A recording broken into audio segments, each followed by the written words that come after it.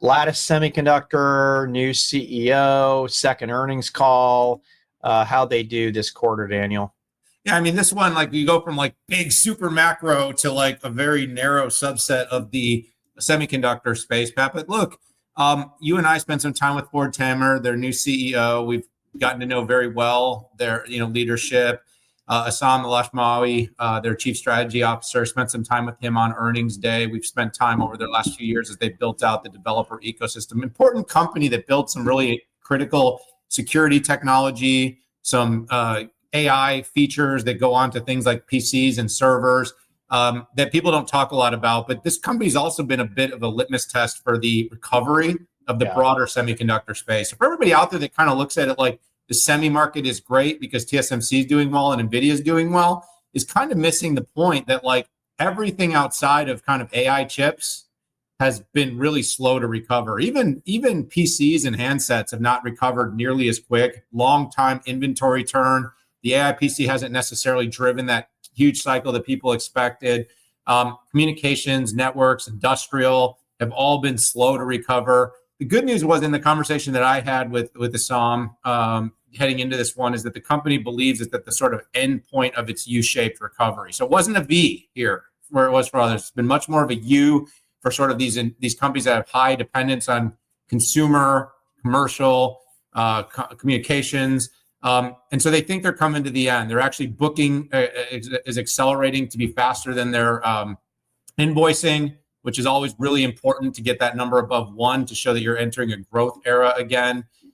They're seeing double-digit growth in their mid-tier products, which has been a big bet for that company. They were big, they were always at that very kind of low end, and that's where they differentiated. With AMD acquiring Xilinx, with Altera being spun off, the upmarket part of the FPGA space became an opportunity. I mean, AMD is very focused on leveraging that technology and sort of what it's building at scale, but hasn't been as focused narrowly on Xilinx. Altera is still trying to find its footing amidst the Intel change, which we'll talk more about Intel later. Actually had a good week for once, right? But then, Lattice made this big bet with Avant going up market, building a more competitive mid-tier product, and it's seeing double-digit growth there. So that's really good. The other thing is they actually talked about AI impacting revenue. They're talking about a double-digit, about 17% was the number they threw out.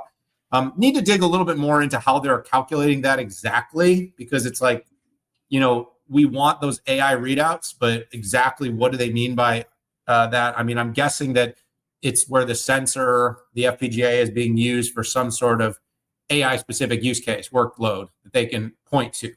And then finally, Pat, I just made one other comment was, we had Jim Anderson, their former CEO, now at Coherent, on our show.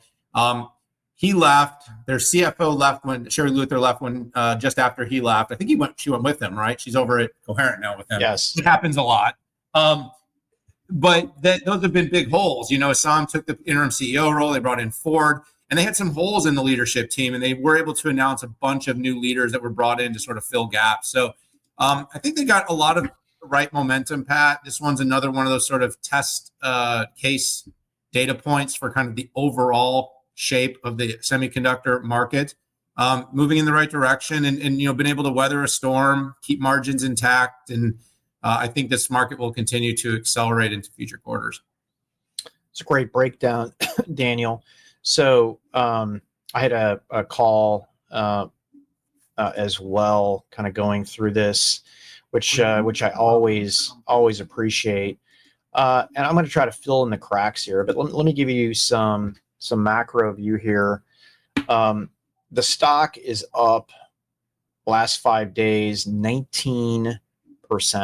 In the last 6 months, it's up 36%. Now, this stock has always been a rocket ship, but what happened is the market pretty much just cratered, particularly for industrial type of applications. Computing is on fire, but industrial and even telco and things like that are in the toilet. And as you guys know, I always try to discern between, hey, what is a company-inflicted wound and a market-inflicted wound? Well, the bottom has been hit from a market point of view, and I believe that we're back in growth mode now.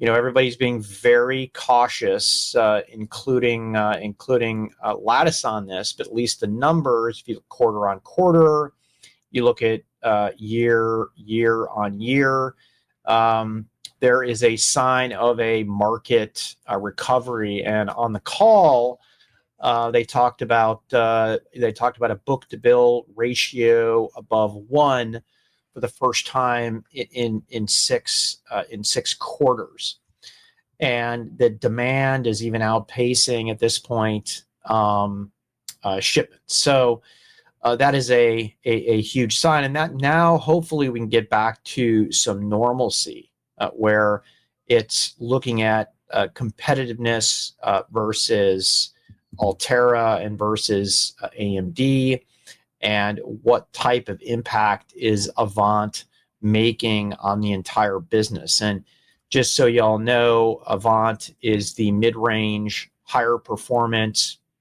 still low power, but higher power than its predecessor that's in the market as well. And this is an absolute new market for the company. So even missing EPS expectations and a little pressure on gross margin that's really attributed to some packaging write-downs, the reaction to the earnings was super positive, up 18% in the last 5 days. So this is good to see. Very well run company. Moving forward, I'm looking forward to their financial industry analyst day, equities analyst day in the future here, to better understand the strategic moves that Ford is going to make. He's definitely an M&A guy. He's an operator. He's got so much experience, but I don't think Ford came in to sit on the stock and get 5% gains every year, or even organic growth. I do think we're going to see some acquisitions here moving forward. So I don't say this for everybody, but I think the best is yet to come.